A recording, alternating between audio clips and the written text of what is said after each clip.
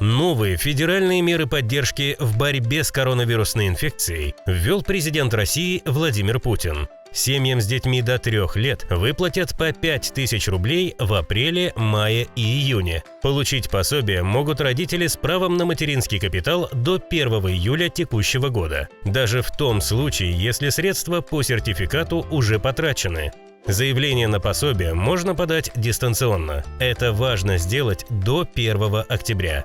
Зайдите на сайт Пенсионного фонда. Для входа в личный кабинет используйте логин и пароль портала Госуслуги. Найдите вкладку «Материнский капитал» и раздел «Дополнительные ежемесячные выплаты». Заполните анкету. Это и есть заявление. Укажите данные паспорта, реквизиты банковского счета, СНИЛС, свидетельство о рождении ребенка. Если детей до 3 лет несколько, укажите всех.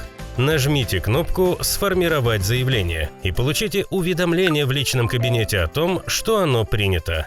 Выплаты будут приходить с апреля по июнь на счет, который вы укажете. Если вы оформите заявку после 30 июня, то сразу придет вся сумма.